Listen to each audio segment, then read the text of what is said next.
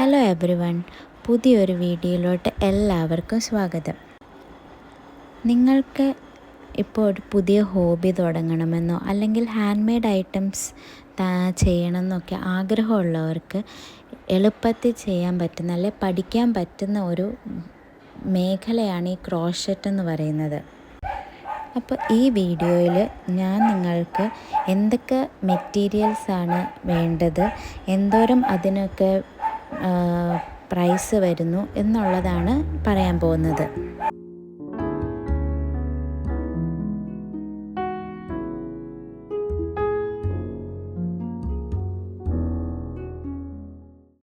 അപ്പോൾ ആദ്യം നമുക്ക് എന്തൊക്കെയാണ് ഒരു ക്രോഷേ തുടങ്ങാൻ വേണ്ടിയെന്ന് നോക്കാം.